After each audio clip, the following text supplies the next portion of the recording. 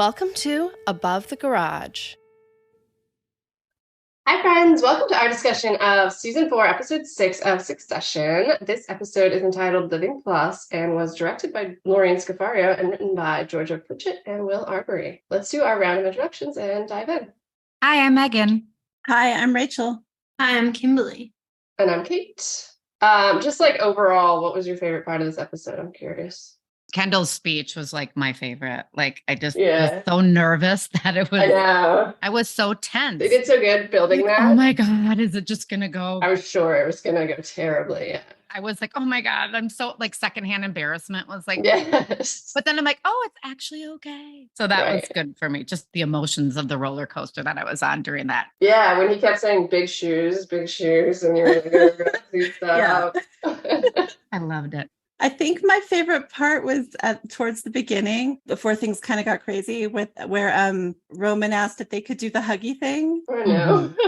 And they had that cute group hug. And I love the way his hands like folded over each other behind Shiv. It was very sweet. Yeah. And on my rewatch, as I was watching that scene, I was like, okay, just remember this because you're going to hate him later. And now, Yeah. oh, it was so cute. Is the huggy thing entirely from episode 3? Is that when the huggy thing started? Yeah, I think so. I Maybe. never saw it before. Very cute. They had that group hug in season 1 at the wedding when they Oh. went to the boathouse. And that was sort of a funny, Right. lighthearted moment.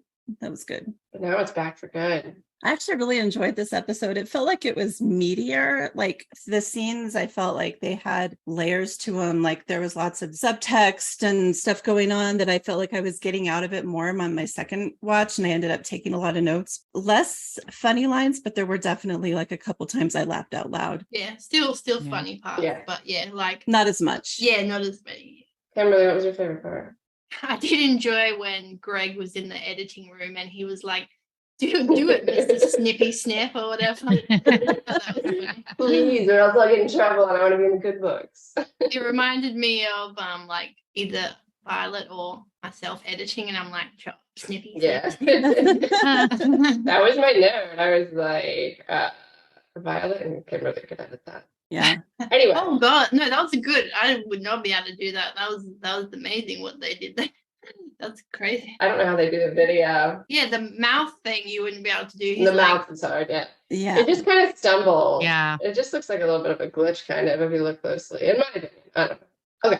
wait, did you say what yours was, Kate? It's just Tom and Shiv. I liked the dynamic between them. Mhm. And I kind of get it. Because I guess I've been weirdly like Shiv in some ways, where she like kind of wants to be nice, but she just like can't. And she's sort of trying, but other things come out of her mouth. Mhm. But he also gets it, and it's like They're so weird this season. They This are. season they're so incredibly very strange. yeah. I mean, she's like 1,000 times worse than me, but like, and you can only do this basically with your husband or spouse or partner. But you know, like you're like pissed off, and you're like, I'm being wrong here, and I should be nice. And then you like enter with the thought of being nice, and then you say something else. I don't know. I'm sure not everyone does that, but I have done it. Not to the extreme she does, but it's funny to watch her like struggling with. Obviously, she kind of wants to like be with him. I don't know. I enjoyed it.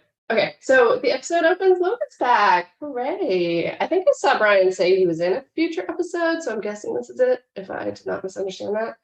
Anyway, it opens with a recording of Logan on a green screen. And after it was immediately clear it wasn't a video message to the kids or anything, which I was kind of hoping for, I figured it was the kids trying to back up their campaign to make him look like an asshole with support. But he's just teaching us about living plus. Somewhere he probably wouldn't be caught dead, even if it granted him an extra decade of life. A funny moment I liked was when Logan called the kids idiots and Hugo apologizes, but Ken was like, it's fine, that's a Valentine's Day card.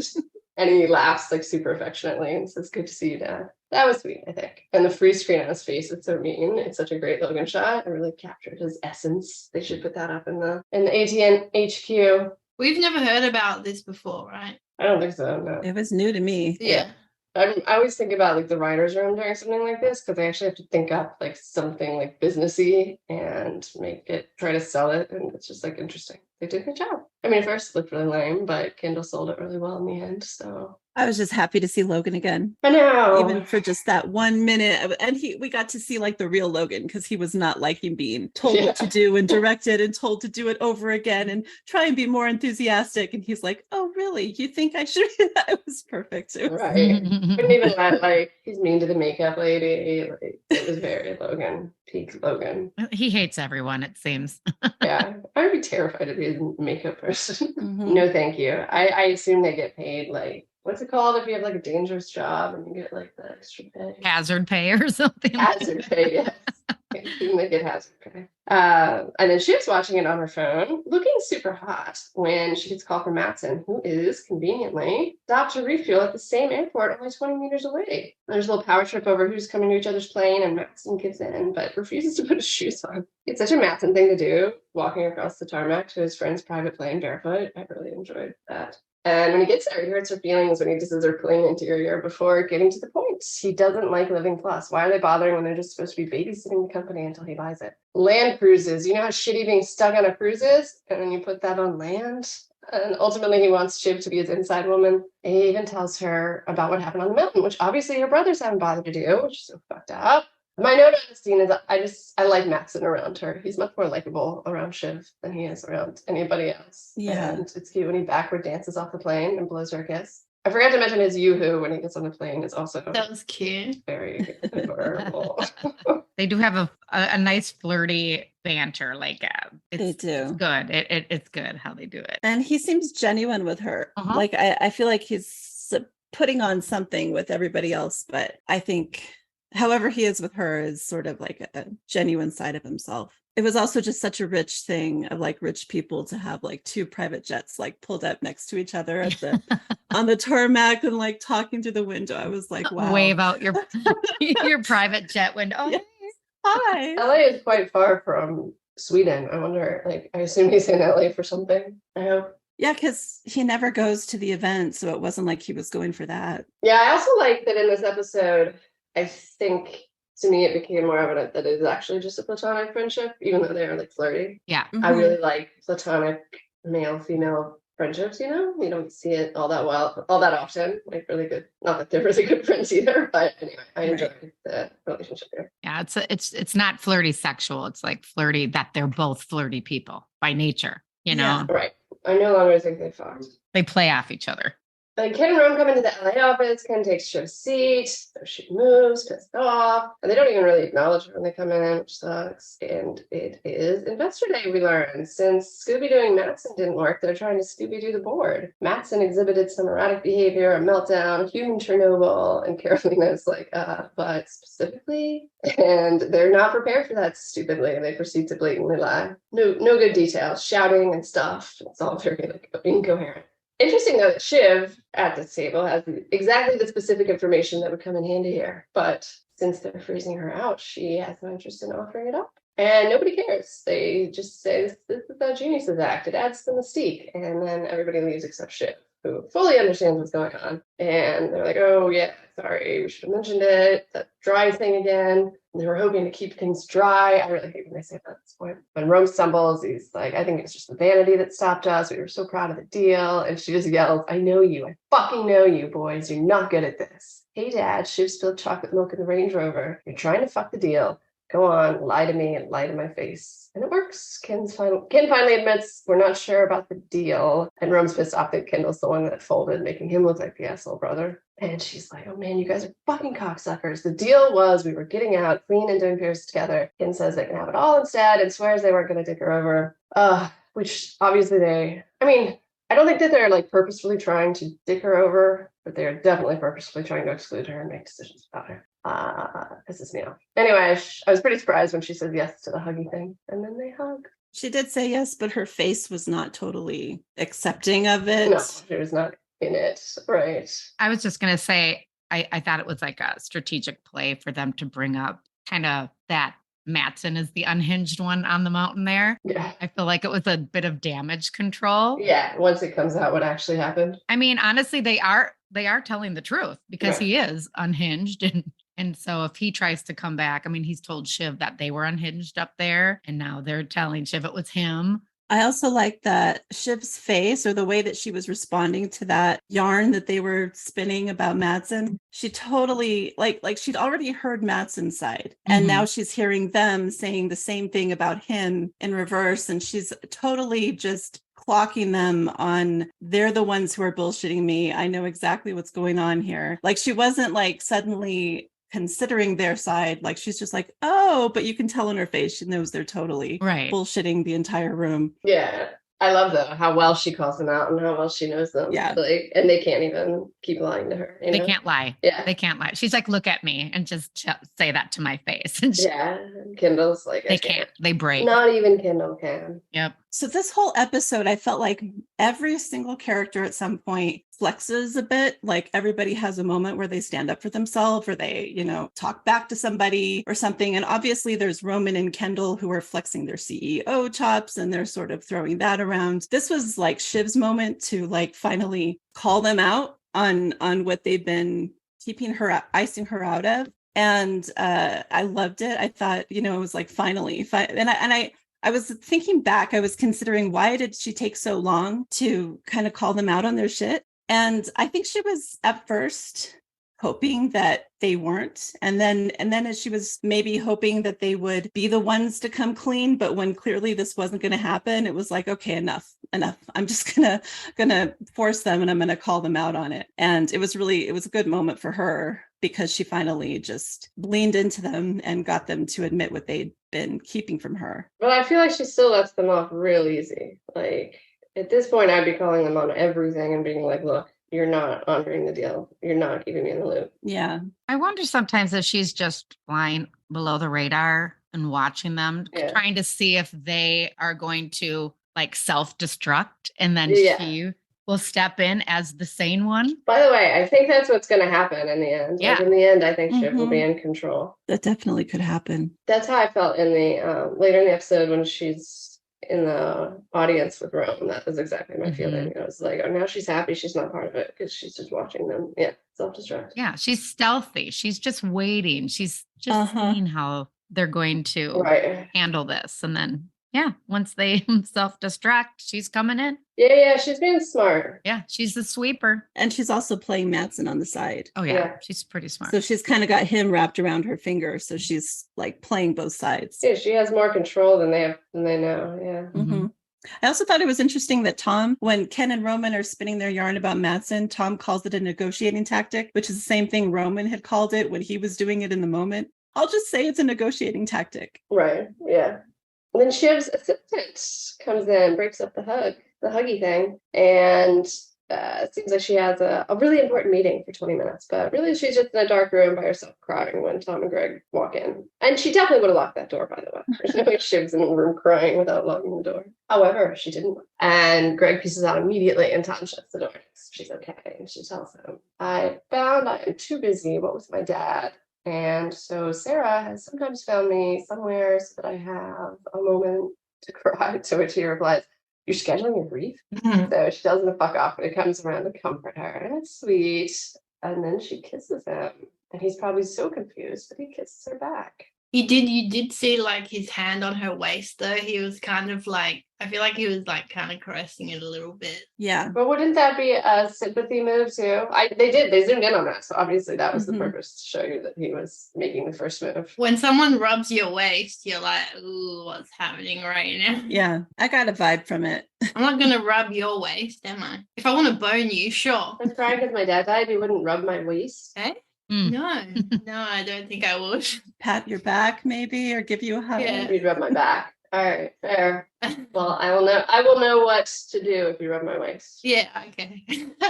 Yeah. Any other notes on that part? Kind of had just like first wow, because she's scheduling her grief. Just the fact that she and I thought it was interesting that she was honest with Tom about this. That she didn't make up a story or something or leave. Yeah. That she explained, because she's so busy, she was scheduling time to cry. But I actually also connected her beginning, like when she was beginning to break down in the conference room before Tom and Greg came in, to the scene that had happened just before with her brothers. Because I was thinking it was sort of a continuation of what she wasn't expressing in the room with them, because there was like the confirmation that they were icing her out and everything like that. And she didn't seem like she was really fully accepting their huggy thing. And so when I saw her beginning to cry in the conference room, I was connecting it. And I was thinking that, maybe in addition to her grief for her father, she was also like crying over that as well. It was well timed, well planned. I just think she's lonely. I mean, yeah, she needs somebody. There's really nobody there for her. Her brothers are icing her out. Her father's dead. I mean, really, Tom's the only one that's been offering her comfort. I can see how she's going to fall back into that. We've never seen her with a friend, have we? No, I mean, Tom's her friend. Literally nobody. Yeah. He's her friend. So I can see that's why they're falling back into that relationship again. She's lonely. Feels like she has no one and he's there. Right. Then they're reading Logan's speech for the conference, which kicks off with, sadly, Roman and Kendall were too busy being strange to be here. Roman asks Kendall if their Operation Fruit Loop doesn't work on Madsen, what are they going to do to keep the deal from going through?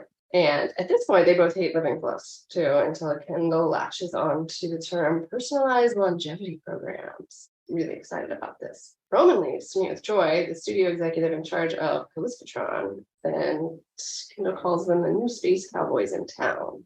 The image of Roman riding on the back of that card, cracked me up. It was so funny. They went through the studio a lot. Yeah. It was just cute. It was cute. I like seeing lots. He's so perfectly sized for exactly that golf cart thing. The way he was sitting with his feet propped up, I was just like, he fits just perfectly in that little seat. He did. Yeah. Do you guys, I think I sort of got a sense of it throughout the entire episode, but did you guys get a good sense of what Living Plus actually is?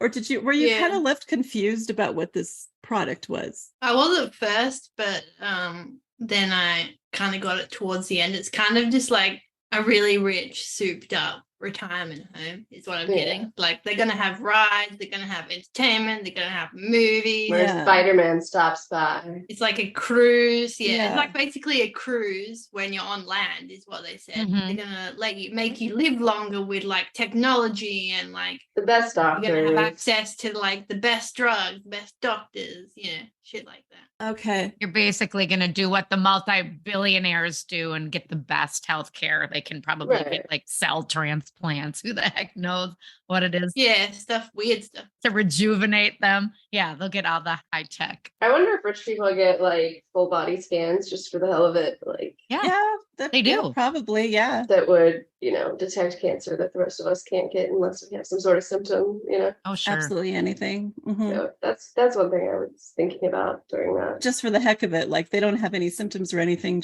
Let's just do a full scan, just make sure I'm okay. Right.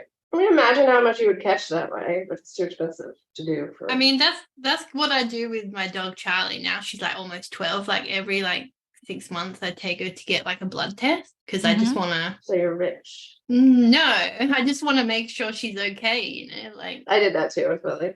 Yeah, but blood tests are different. Like the average person can access labs like that if you get the right doctor. But getting like a, I don't know, CAT scan or whatever it is that looks at your body, they're expensive and says, "Oh shit, there's a growth, in your abdomen or whatever." I still think rich people do that. I also got a sense this Living Plus was like, there are like celebrities and stuff just roaming around. Yeah, he said like directors stop by with rough cuts and shit. Yeah, I was like, what? They can watch Callistatron. Yeah. Probably what they're going to do. Like a senior utopia. When he got into the personalized longevity program, and then there was like comments about downloading your psyche or like your brain onto a chip. I'm like, is that really what they're talking about? Is like living in a digital sense after your body has passed? Yeah. Like, okay. I don't think they're proposing that. They're just how they just ramble and like keep talking. Yeah. He's just fucking around. Roman said something too that was really interesting. Was it this scene where they were talking about, maybe it was a later scene where he was talking about death and how Logan's death really got to him, and it seemed like a one size fits all thing. And I was like, yeah, it's like the great equalizer. It's at that point, it shouldn't matter how much money you have. It kind of comes for us all. And he apparently didn't like that. Right. Like if we can, if being wealthy, if we can like download ourselves somehow and exist after death, then let's go for it. I mean, it's true, and I don't think Living Plus can fix it. Like my CEO at a private equity firm that I worked at, he's like seemed like the most like powerful person on the planet. He's billionaire, like has all these like amazing friends, and then he just got brain cancer and like, died suddenly. And you're like, and he's only like 50, right? You're like, holy shit, you don't have enough money. Money can't fix everything. Absolutely. Money can't even buy Prince William hair. No, I keep that really bothers me. No, just kidding. Maybe he doesn't. He obviously doesn't want to, right? Because he would have done it. I don't know. I think he cares. You would have done it though. Rich people can do shit like that. He should have started earlier. I think Megan's right. I think he didn't start early enough. Anyway, money. Okay, yeah. So he gets golf carded to this meeting with Joy on the studio lot. Meeting goes really well, wouldn't you say? He wants to talk to Liz Patron. She doesn't want to talk to Liz Patron. She wants to talk how ACN's Jared Minkin love is turning off the liberal talent in Hollywood. He doesn't want to talk about that, oddly, though he does love this ruthlessly segregated city. And things go south quickly from there. After he like calls her out on thinking he's a phony, basically, she's like, "I'm sure you are where you are for a very good reason." Obviously, just an insult. And he tells her he could just fire her. And when she laughs, that's about it. It spirals quickly. She's fired. Yeah, it was ugly. But I have to say, this was one of the lines earlier when I laughed out loud, and it gave me the case of the giggles. That was so hard. I had to like pause and let myself recover. When she's talking to him about ATN and leading into lots of people are concerned about democratic institutions, leaves it hanging, and he's just, and then pregnant pause, and he says, "Oh, you want me to say more things?" And I laughed so hard. That was probably my biggest laugh out loud moment of the episode. I loved it. But yeah, when she says the thing about you are where you are for a very good reason. And I wrote in my notes, right, nepotism. And definitely like that's where because I thought he was actually doing okay when he starts on like, "I know what you're thinking. The fuck does this guy know about anything? He's not his dad." And I mean, I actually thought that was heading in a good direction. But as soon as she said the thing that indicated that he's just where he is because of his father, etc., that's where he snapped, and he's just flexing, like he's flexing his CEO prowess, his power. He's like, "Well, I could fire you." And at first it's a threat, and then it builds into an actual. Yeah, I think as soon as she laughed, he was like, "Well, fine, fuck you, I will fire you." Yeah, right.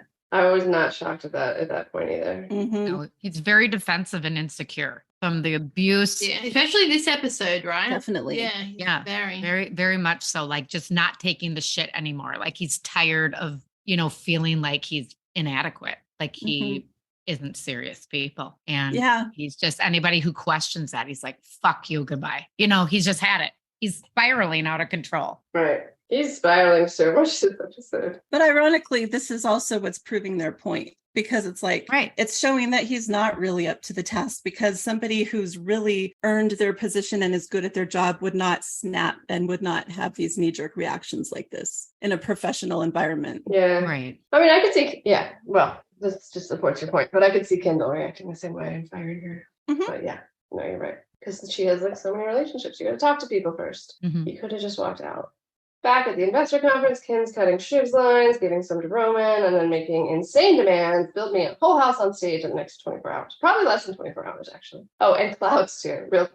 And Kendall just tells everyone the new rule is nobody can say no, as they are obviously unable to do what he's asking, but he tells them to do it. And then Roman shows up, but isn't quite ready to break the news to Kendall. Not so confident in his decision-making after the fact this episode.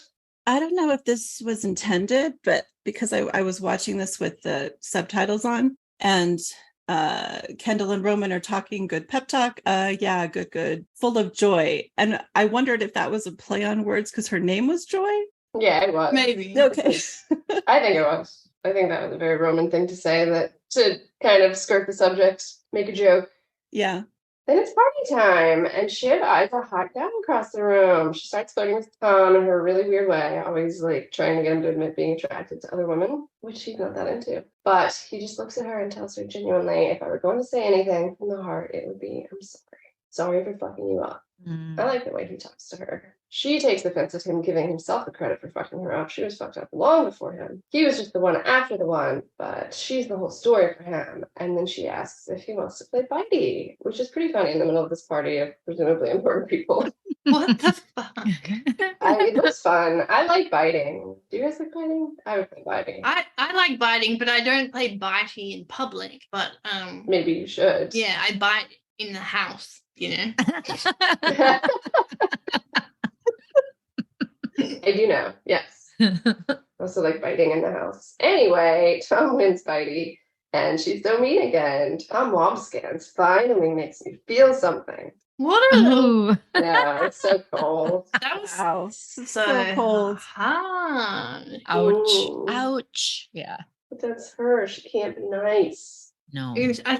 I think Shiv's pretty actually insecure. Do you think so? Yeah, I think everyone in this family is. Yeah, that tracks. Yeah. Lacking parental love and such. Yeah, like when she was talking about the models and like the laser blondes and stuff like that, I was like, yeah, she tries to conceal it, but yeah. Yeah, absolutely. Well, she saw him surveying the room for that. You know, she saw the look in his eyes. He was looking at chicks because when Greg and Tom were in the room where she was, scheduled to grieve, he was even like, here's a preview of tonight's selection. And Tom was like, who? And they're totally talking about the chicks that were going to be there. Yeah. So then when Tom's there, he's like perusing the room and looking, and she notices. And that's why she brings up like, oh, but I think that she is like, God, he's kind of moving on. Like, I don't know if she likes that. Like, I don't think she likes that. She tries to act like she doesn't care, but she does not like it. Getting her hooks back in, I think. She wants Tom under her thumb for sure. Although it probably turns her on too. Yeah. Yeah, oh, for sure. I didn't think he was capable of, getting them. That's when relationships, it's like people are always getting back together once they see the other person moving on and liking somebody, and then they come in between them. Half the time it's just to break that up, and then they'll leave them again in like 3 months. Like, right, it doesn't even work, but yeah. That rebound, and then I was super interested in their back and forth about how he would be so lucky if he were the one who fucked her up. I was fucked up long before I met you. And he knows about her past, apparently, and says, what with TK? And she says, yeah, with TK, the Washington situation. You were the one after the one. Yeah, I don't know who TK is, right? Like, no, I don't think we know who TK is. It's not Nate. No, it's not Nate. Yeah, I was like, fuck off. It's not Nate. It doesn't seem to fit with anyone, at least that I know of, that we've met in her orbit or in her past. However, I've had a suspicion since the last season that something happened between Shiv and Mencken in the past that just elevates her despising him even more than his politics. But I don't know that that's who this person is, but maybe he's mixed up in the Washington situation. Maybe this will come out in the next episodes. I don't know. But I am curious about this TK thing. That really sparked my interest. Yeah, I feel like we're never going to learn it, but probably not. So intrigued. Next scene, Ken. This is where Ken started to seem like I started to question, oh, maybe he's high again, because he's really just so hyped up about this Living Plus thing that he's getting, high off of that. It's price rocket. He thinks it's the solution to driving the stock up and getting Mattson out. My favorite line was Greg, well, can I just say, I think it's hard to make houses seem like tech because we've had houses for a while now. Yes, I love that too. But nothing's slowing Kendall down. He's hyped, living forever or more forever anyway. Good news for Greg, though, that he's in this meeting. Shiv isn't even allowed in these meetings. Yeah. They'll have to come up with a trio rhyme for next week. I also like in this episode how there are these moments of grief from the kids, mostly Roman and Shiv, but Rome comments here on how very undad-like it was to die. Which is extra funny because I have this neighbor, Doug, who's too good to be true. He's perfect. And he's entirely genuine and I really love him to death. But I often use the phrase that's very undad-like of you to Dave. So I was very excited to hear someone else say very undad-like. Greg's his little pitch bot. Say it like a robot. Yeah. And then he starts acting like a robot. Yeah. I actually do like Kendall and Greg together. Aside from Greg and Tom, Kendall and Greg's dynamic is interesting to me. Yeah. Obviously, like, he is using him a bit, but I do think Kendall does care more than obviously Roman and Shiv about Greg. Yeah, he doesn't dismiss Greg as much as Roman and Shiv do. Or Tom. But Yeah. he's not straight up mean to him the way that Tom is. I think Tom's losing Greg, but he's gaining Shiv, so. Ken sees Greg's value, I guess, even if it's just these little things he has him do on the side. Like, he knows where he can use Greg. Yeah, and I don't think he would throw him away the way that Tom did initially in the, shredding documents. He was just expendable. I don't think Kendall would expend him as easily. I think he would protect him and keep him as his little right-hand man. But we'll see. Yeah, his little pitch ball. His little pitch bot. nicer than a Greglet. Then we have an angry Jerry pulling Roman out. It's rare you see her showing anger like that. And I actually think it isn't cool that she was willing to do that to him in the middle of a meeting. Although, obviously, she doesn't deserve the next scene. I think that her lack of respect for him is pretty public. Anyway, she's pissed about Joy because Joy has so many important relationships Roman didn't stop to think about before firing her. Not to mention there are a lot of protocols for firing someone that he didn't bother to learn anything about. He tries to back out. I didn't fire her. I just said she was fired.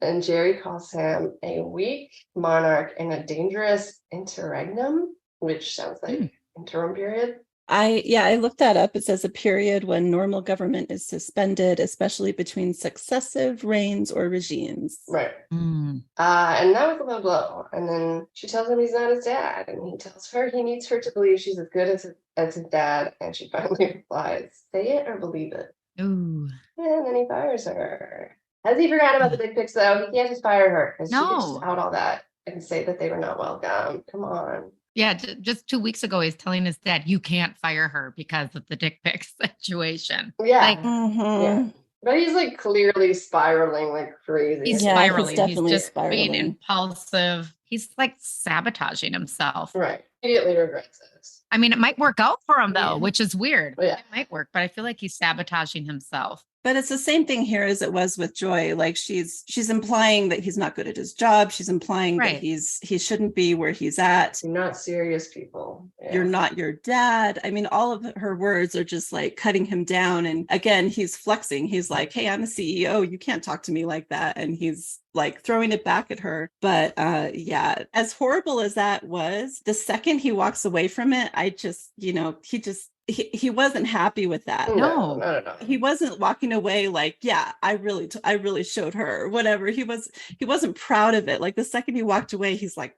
fuck. He's like, I regretted it. He's like, oh shit. Absolutely. And even to Ken, we're getting there, but he's saying like, I think that may have been too far. Right.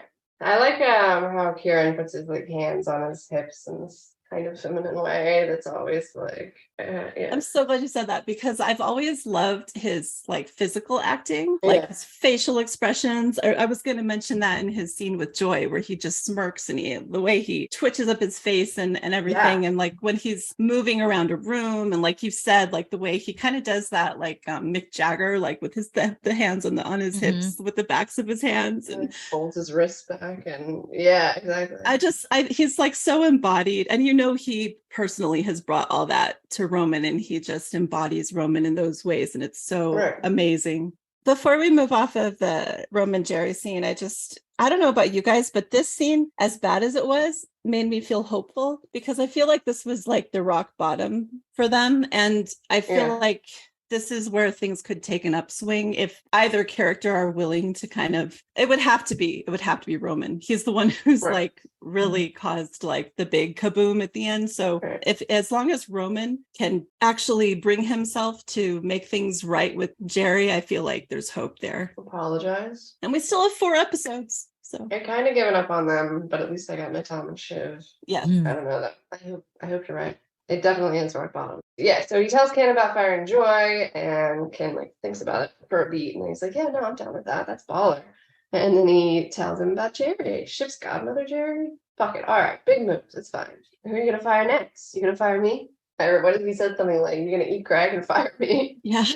He's really into this Roman firing streak. But Roman puts his hands on his head, and you can tell he feels out of control. And he says, feels a bit big, no? Big. But Kendall's like super supportive. So why though? Why is he so supportive of letting Roman make these impulsive decisions? I don't know. Because he's spiraling too. He likes big swings. He really likes big swings. They're also trying to still tank the deal. So well, it's like they're trying to tank each other. They're both Yeah. supportive of each other's Failures. like impulsive actions. It's like they're waiting for like, okay, you self-destruct, I get number one. I mean, it's like they're vying. They're all like vying Yeah. for number one. I feel like, Oh, that's interesting. why Yeah. is he like, cool, okay, yeah, you go have a fit with Mattson. Oh, okay, you just go fire everybody. You know, is it going to come back and be like, my brother's crazy, I need to take over, I'm the sane one? I didn't see it that way, but that's interesting. Yeah, I think that's a really interesting take that, yeah, maybe Ken's like doing the thing that that we were saying earlier Shiv was doing, that she's just sort of sitting back and kind of letting them implode, and then she can be the one to rise. And maybe Ken is sort of like doing a bit of the same thing with Roman, like, yeah, go ahead, be sort of this self-destructive firing person and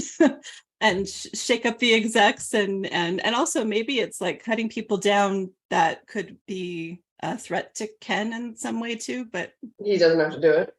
And he doesn't have to do it. And later Ken has another moment with Carl. I love that scene too, where he starts to kind of build up to that. Yeah, that's my other favorite threatening thing, but it doesn't quite go that far. But anyway, that's interesting, Megan. That's a good point. Now Shiv and Tom are fucked. A nice, very nice fuck. When Mattson calls and Tom gets excited, calls him the striking Viking. I was hoping that was his name in her phone, but we saw it earlier in the episode. She just has his name in her phone. And she asks Tom, she wants to know if he's actually all in on Mattson. And he's like, yeah, I guess. Your brothers hate me, you hate me, you're just going to fire me, so yeah. And Shiv tells him that she's torn, that they have a connection. And he's like all excited. And she's like, not sexual. By the way, I said this earlier, but this is what I wrote. I don't think they fucked anymore. Me too. Mattson and Shiv, not Tom and Shiv. And Tom comes over and tells her he thinks he would like this back. And she's like, well, then you shouldn't have betrayed me, phony. And then once again, he gets super genuine. If I try to say it, if I try to say the truth, I do love the money. And he boxed me out. I felt like I was going to be crushed between you and your dad. And I really love my career and my money. But he points out, if she thinks that's shallow, would she come and live with him in a trailer park for love? Are you coming? And she says yes. And they both laugh hysterically because they know it's not fucking true. They're the same and they're being genuine and it's nice. Yeah. Even if it's not a fairy tale dream of romance. I love how genuine he is with her. Yeah, he's honest. Yeah, but this scene finally shows Tom where I feel like he's no longer taken off guard, or it no longer cuts him down when she kind of has these moments of cruelty with him. Like the way she kind of mixes it up, she's flirty, but then she kind of like takes him down a peg. But he takes it in stride. She's like this, and then she's like talking about having a connection with another man. And he's, I feel like he's gotten to a point where he's gotten better at deflecting those moments with her, and he's sort of found this place in the middle where like he's still, like he says, I think I want this, I think I would like this back, but I think he's not the Tom anymore of their wedding night, who was totally just gobsmacked by her revelation that she couldn't have a monogamous marriage, right? Naive. And now he's like accepting of who she actually is, and he no longer has any delusions that she could be anything else, and still he seems to want her and love her in his own way. But I think also what Kimberly said plays into it. I think that he sees that it's her insecurity now that like feeds the things that she says, Yeah, right. I think he doesn't feel as inferior to her as he always has, that it's more of an even playing field. I like that Tom here was truthful as well, like like with the way he fucked her over, like in season 3, it was about the money as well, and like there can be so much love, but if they also don't have that, then it just all comes down to like he said, I like nice things. And honestly, I feel like he feels like the person that's gonna shiv him is Shiv, right. Aptly named. She's the one that will take away the nice things. The dad will be more businesslike and will keep him along as long as he's useful. So he'll continue to get the nice things, but he feels like Shiv will just discard me. Right. So he was going with the safe bet. And honestly, she has to get that. I mean, they have like a sadistic romance. So she has to realize, you know what? If he wants his nice things, he's probably better off going with my dad, because I think she does, which is the only reason that this is all happening again. And I'm glad he was honest. Yeah, me too. Me too. And I actually don't think it makes him a terrible person. I think most people have some level of logic and finance in their decision making as well with relationships and such. Right. He has to protect his own best interests. Best interests. I mean, he's not gonna, like you said, I'm not gonna end up in the trailer park. Will you like me then? No, you won't like me unless I have this money. Yeah. It just shows you that part of like a lot of their relationship is to do with their financial Absolutely. situation. Right. But acknowledging it is okay. And it's good that they're honest about it. So yay. Yeah. I liked it. And I love, like, this is the Tom that I like, you know, not the mean work Tom, but the genuine with Shiv. Totally different. Yeah. And the way he plays it and speaks it, I do love him. Anyway, back at Investor Day prep, Greg's trying to make a sound engineer change what Logan says from a significant boost to double the earnings. Violet could do it. No problem. Though with the video, that makes it considerably harder. Not to mention, I'm sure illegal, but Greg's not accepting no because he doesn't want to get in trouble. He wants to get in the good books. It's very cute. Yeah, this was Greg's moment to flex. I've never seen him be this assertive before, where he says, well, yeah, you can. I need you to just fucking make it happen. And I was like, whoa, Greg. The way he was saying it and his face, like he almost didn't believe that he was saying it himself. Like he's such like a little boy still. It's so funny. Yeah. But that whole scene, didn't Kendall say he just wanted them to say unbelievable growth instead of double your earnings? Like, can't that come back liability wise and fuck them? For sure, because all the people knew. They all knew when it happened. They were like, oh shit. And they just fired Jerry. And so Jerry can just fucking tell everyone what happened. Oh my God, yeah. Too many people know to do that. So that might come back. These aren't good decisions that either one of them are making. Right. No. But this is definitely where Greg also has that great line. Oh, and then the thing about it, he said, I want to get in the good books. Yeah. Things are cute. You help me get in the good books. Understand, Mr. Snippy Snip? Oh, but I don't think it's going to. It's going to backfire, that double your earnings opposed to unbelievable growth, because that's a number doubling. Yeah. Unbelievable growth. They can be like, well, that's 2%. You know, you can just, you cannot put something out there like that. Speaking of numbers, Ken's breaking much bigger laws, inflating the actual numbers for a public company. The accountant is obviously very uncomfortable, as he should be, because numbers aren't just numbers. They're numbers. They're just making up completely fictional numbers to present to make the stock go up. What numbers are they doubling? Their potential earnings with Living Plus, how much they're going to make if they do Living Plus, if they launch it. So they're saying, even though the actual numbers are, say, 100 million or I don't know, billion. Yeah. Anyway, they're just doubling it to a completely false fucking number, which you can't do, especially because the stock is going to rely on that. It's just very, very, very illegal to make it first in this scenario. So Ken's going way too far. I was confused in the scene too, but I think Kate just explained that perfectly. Now Shiv's including Tom. You see his big shoes first, but I was excited that she's letting him in. On her call with Mattson, no less. He is in the office listening, and Mattson tries to get her to do some Scooby-Dooing herself, bomb threat, turn the lights off, just make the launch not happen. But she tells him she's not dropping. She'll do what she can for him, but she's not going to drop stage weights on anybody's head. And I don't know, old school TV reference. I liked how she started that call. Hey, Lucas. Hey, sweetie. Sweetie, yeah. I know. I loved it. That made me chuckle. That did give me. Yeah, that's true. Same. Tom and Shiv are really rolling now. I like it. I'm here for it. I don't think it's going to last, to be perfectly honest with you. I do. I hope it does. I really want it to. I got a bad feeling. I think they'll end up at the top. Tom and Shiv rolling the kingdom. I think there's a potential, because I feel like they both changed their perspectives on their relationship. There's no longer delusion on either side. It's like they both know who each other is and what their main goals and objectives are. And with that knowledge, they can sort of maybe form a power couple, but who knows? I think so. Back on stage, Kendall gets the bad news that they couldn't make the full house, and clouds don't look like clouds, and it's very sad. That Insta account of Kendall looking sad has some great ones this week. He's sad, but he takes it okay. He pivots. He asks Rome what he thinks, but Rome just wants to know where these numbers came from. And Ken very reassuringly points at his head. Shiv joins Roman and agrees it's the fucking nightmare. He's got that gleam in his eye. Anything could happen on stage, and you'll be a part of it then. And while she might be going to bat for Mattson here, it's also true. I was like, yes, don't this is not good. Whatever's about to happen is not good. Although by the end, I think Roman regrets it. Oh, absolutely. It ended up being great.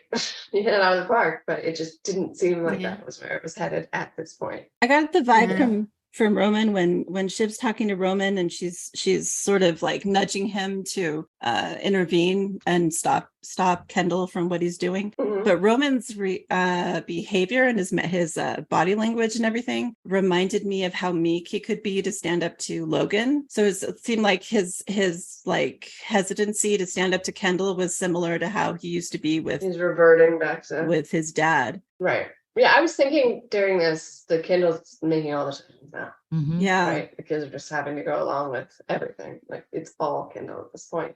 Roman sees or not, and what you're pointing out is absolutely true. He has the same reticence now too. So yeah. Side note, was I the only one who actually thought the clouds were a pretty cool effect? No, yeah. Yeah, look good to me. I wrote that down, yeah. I thought they looked good. I don't know what his original intention was, if that would have been cooler. Yeah. I think he wants contained cloud shapes. Yeah.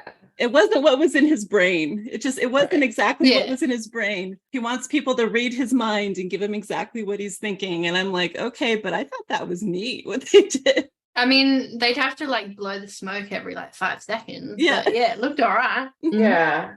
He wants Gandalf blowing like smoke clouds, I guess. They could have just like done some like cardboard, Yeah. cut out some clouds, Right. like, Really shitty, yeah. That's what I was expecting. hang them off the thing. Yeah. With like cotton around them, I can do that. Yeah, that would have looked decent, man. Craft. There's some craft. Should have hired us. Anyway, in the dressing room getting ready, Kim's like so pumped. He's got flight jackets for him and Roman. It's very cute if you don't think that he's completely insane. I did think that was cute. Yeah. But then he's equally sad when Roman makes it clear he's not going to go out there with him. It's the best sad Kindle look from the episode. And it worked on me. It made me sad for Kindle, even though I thought he was fucking insane at this point. Oh, he was. It's just amazing watching them kind of like implode. Yeah. It's really sad and it's an uncomfortable feeling because you're just so nervous. You're like, oh my God, just right before he goes out there, his brother is like, sorry, bud. And like, how is he going to handle it? Like, you're just waiting for just shit to hit the fan. You're like, and then it doesn't. And you're like, oh, okay. And you see how uncomfortable Roman is just approaching that with him. And it just, he's like, just sort of like trying to say it very gently, and then he sees the reaction, like you said. He totally just deflates and sits down, and like, this is the idea, though. Like it totally takes the wind out of his sails. And then Roman starts like, but they're your words. What if I fuck it up? Then he puts it on himself. Right. He's like, you did great, but I'm the one who's gonna fuck it up. So like I think that he would try to like fix it just a little bit. Right. The whole, it's not you, it's me. It's, yes, exactly. Like Kendall knows exactly why he didn't want to do it. Because he reckons if it fucks up, then it's not on Roman. Yeah, exactly. All right, so then Kendall's walking out to the stage, and on his way out, Carl wants to go over the numbers. Carl's the CFO, if you recall. He tries to be like PC about it at first, cool about it, but Ken's not listening, and Carl switches tactics and gets like super, I don't know, threatening. Yeah. You fuck me over up there, you tank the deal, you try to stand up numbers I'm not comfortable with, I will squeal. And I love this Carl thing. I love all of Carl's hilarity this season, and I really love also stepping up and being like, Kendall, look at me. Take me seriously. Yeah. Guys. I love this scene. Yeah. And I also wonder, did Carl just save the day? If Kendall was going to talk the numbers that he made up, or if Carl just changed his mind. Yeah, because I think he heard him. He had that moment right in the middle where he was about to like threaten Carl's job, and Carl's like, no. he wasn't hearing any of that. What was exactly what he said? You've got my dick in your hand, but I've got yours in my hand too. Yep. Yeah, it was like kind of the opposite of what happened with like Joy and Jerry. Like Carl actually said, hey, I can fuck you here. So Yeah. be careful. Right. Exactly. Which I'm shocked Jerry didn't do, because she could fuck all of them many ways over. Jerry totally could do it. Yeah. Carl knows how to play the game. He's playing it. He knows. I mean, I love Carl. I love Carl so much. Yeah. This season is his. I mean, I love him this season. I'm like, oh. Mm-hmm. He reminds me of, I don't know if you guys ever watched The Nanny, but he reminds me of Niles. I don't know why. Oh, yeah. That's a great comparison.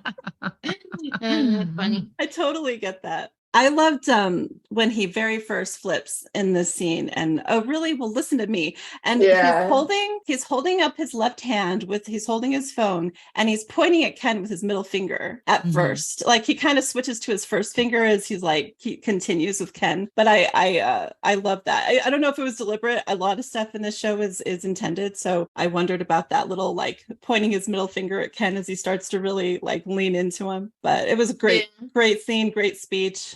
This was Carl's moment to flex in the episode. Kate, I think when you asked like what your favorite scene was, I actually think this might have been mine. Yeah, I wasn't thinking of this one either. Yeah, this was so good. It's a good one. Good. I approve. I'll allow it. Thanks. Thank you. No problem. Either way, whether Carl saved the day or not, Kendall gets on stage and we're all just waiting for him to fuck it all up and go insane. It seems like he's going to, and he kicks off by repeating big shoes like 10 times. And the rest of the quad and others are in a private room, although Jerry, Frank, and Carl are in the audience. And then Kendall brings Logan out on the green screen in a very Jurassic Park like feeling moment. And Logan's very Logan, tells him to get the fuck on with it or something, which is perfect. Yeah. But once Kendall hits the actual Living Plus spiel, he really hits it out of the park. Even when we think he's about to promise life everlasting, he laughs and pivots and says, not quite yet. And Madsen calls Shiv at that point. He doesn't like it. And also, like, throughout this, Greg's, like, pep talking Tom on his shitty speech and why it'll be okay. Like, at first, it's because you're going to be, like, mopping up the blood from Kendall's shitty speech. And now Tom's, like, worried because he doesn't even have background graphics. And I actually did also laugh when he said, I would hope I'm being spotlit, when somebody was like, well, you'll have lights. I know, I did too. I love that. There better be. And then Kendall has Logan speak the lie, double the earnings out of our parks division. Shiv and Carolina and the old guard are horrified at that. And Greg just says, it's really well edited. Yes. All he's doing. And then Kendall ended on a sweet note about how much another year with his father would be priceless to him. Tells Logan he misses and loves him and drops the proverbial mic. Madsen is getting like angrier as it goes on, or more upset, more worried. And Shiv suggests, Shiv's like, I can't do anything about it. Maybe someone can throw a stick in the spokes of Ken's unicycle. So Madsen interprets Shiv's suggestion as tweeting an Auschwitz reference. Doderick mocked Fry, comparing Living Plus to a concentration camp for old people. Because Auschwitz had the words Arbeit mocked Fry on the entrance, and Doderick is the Waystar mascot. He's such an idiot, he's fucking up his own deal. It's so stupid. And he deletes it after Shiv tells him to, but that doesn't mean anything these days, obviously. Especially since Kendall's first question, lobbed to him by a plant in the audience, by the way, is to react to the tweet. He looks it up and manages to contain his excitement very well and responds perfectly. Doesn't trash him, but distances himself, puts in the idea, if we complete the deal. And Greg now points out to Tom his presentation doesn't matter at all. Great news. All right, so yes, that was a lot of scenes. What were your notes on those scenes? The presentation. I think Kendall handled it better than expected. I mean, he was just on. Absolutely. Yeah, he just like got in his own and like delivered, Yeah. Like he said, I think later. Right? Just a blur. He proved himself worthy of, leading. He really did. Yeah. In this episode, at least. Yeah, I think he proved Shiv wrong from earlier because he had the moment with Roman in the, like we were talking about, that could have totally killed, because he was already pumped. He was already pumped, but he was pumped with all the bullshit that he had kind of built around this thing. Yeah. So he has this moment with Roman, which kind of brings him down a little bit. Then he has the moment with Carl, and maybe that put a little bit of fear of reality, maybe, in him, like, yeah. And then the way he kind of centers himself right before he goes out on stage, he does that thing with his fingers on his forehead. Mm-hmm. Yeah. I wonder too if having his dad there sort of helped center him a little bit. Oh yeah, that's a good question. Mm-hmm. Yeah. The way he had that mock interaction with him, and it got a response from the audience. Everybody else was groaning behind the scenes and thought it was awful, but the audience responded well to it, and I think that may have built him up a little too. I think it did. Yeah. I think it really did, having him there, even though he, it was just in spirit and on the screen. I mean, they are all free falling due to him not being there. Yeah. They have no control anymore. They're all out of control. And so then seeing him there put him back into that, okay, Dad's in control again. I need to, not free fall. Yeah, when Logan was alive, they all strove to gain his approval and to make him proud. So like in that moment, Kendall wants to make Logan proud. Right. Yeah. He crushed it. It was amazing. And I didn't expect it. And then I just loved like a bunch of the dialogue going on behind the scenes. Yeah. Especially Roman. I love that, like we talked about his physical acting. He was like holding a cushion while like maybe like for comfort while he's watching it. I think he was doing that in the 3rd episode. That was one of my favorite parts. Yeah. When he was holding that big ass cushion that was like bigger than him. Oh. And he was also like totally like what he was saying to Shiv. She said while watching the fuck out of it and getting turned on, I can hear how wet you are. It's gross. Like, wow. And then I loved his line, if I cringe any harder, I might become a fossil. Yeah, I also like Roman in the billows to protect himself. He's such a cute little kid. Greg walks Tom out to the stage as Kendall comes off. He's like both their right-hand man right now. He's doing it. Good work, Greg. Everybody's celebrating Kendall, and the stock's gonna do well. Everything she's hearing is good. And Roman is upset because he bailed on being up there with him. Everyone who had been heckling his entire presentation is now congratulating him. Yeah, right. And I also like what they say, long live the king. Wait, no, long live the kings and queens. Yeah. My favorite bit was actually when Roman's like, the tweet's been deleted and Hugo wants Roman to show him. Roman's like, here you go, man. And then he like shows him the screen. He's like, no, nothing to see, dipshit. He deleted it, you moron. So yeah. Show me the absence of a tweet. I also liked when Carl was like, they were saying the stock price was rocketing, I think is what they were saying. Yeah. And Carl was like, I feel like he was being sarcastic and he's like, I know special, and he is special. Yeah. He's playing the game, man. He's gonna frickin' secure in his spot in this new sibling hierarchy that they got going on. Did you say about when like Roman bumped Shiv? Like he was just pissed off at Shiv because of how she was like, don't do it, it's gonna backfire, and then it worked, and Roman's like, for fuck's sake. Yeah. I don't think that you can blame Shiv there though. He seems to. No, you can't blame Shiv. And then Kendall sends him a message that I guess he's had edited, presumably. And it's Logan saying Roman Roy has a micro dick and always gets it wrong. And he plays it over and over and over again because it's exactly what he's thinking. Then it's about the worst thing his brother could have sent him right then because it's exactly how he feels. I wondered too if there was something about Logan's abuse that he might find motivating. Yes, they're all sadistic in a weird way. Yeah. Maybe just he doesn't have that anymore. He doesn't have his dad's presence to kind of motivate him to either be better or make him proud or whatever. And this recording, even though it's fake, it's like a little piece of that. And I think that's maybe why he keeps playing it over and over. Well, Kendall does the same thing. He seems to like the videos of his dad being like, my kids are fucking idiots. It's like, yeah, remind us that we're idiots to prove you wrong. Remind us like that. How fucked up we are so we can prove you wrong.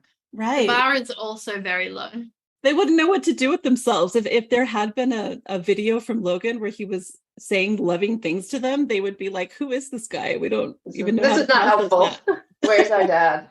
I do wonder if like Kendall, like right after it all worked out, he like ran to Greg and he's like, Greg, you need to go make the edit and make this video. Yeah. No, I love thinking about logistics, and that was what I thought of when I was watching it too. I was like, I need to see Kendall going to the editor, but you're right, he would have sent Greg. And then another part, Shiv and Tom are talking about hosting Logan's election event, which confuses me because wouldn't it be a Republican event? And why would Shiv be she just has that? Okay, well, anyway, she's pretending they're not going to get into their shit, but they're going to host this party together as like a couple. But Tom is just psyched about the new status of their relationship being kind of back. Ooh, I wonder if Nate's going to be there. He was in the trailer for next week. I doubt anything's really going to happen now, but I'm just going to hold on to that tiny little bubble of. But it's an interesting time for Nate to come back in when Shiv and Tom are kind of in a better-ish place. Probably like the best place they've been for Nate to come back in and maybe stir things up or test her and see like how strong is this thing. Yeah. All right.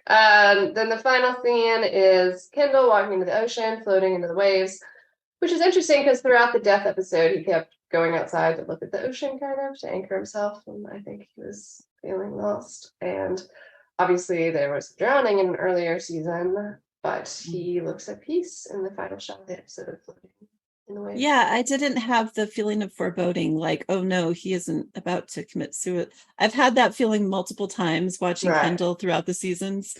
And this was a moment when he felt like he was celebrating. Like it was. He was also face up instead of face down. So he was like bringing it on. And did you see he wrote number 1 in the sand? I mean, he's all like, you know, glorious. He's embracing number 1, being number 1. Oh yeah. That was a celebration. All right, I think that's a wrap on our discussion of season 4, episode 6 of Succession. Come back next week to discuss episode 7. Thanks for listening.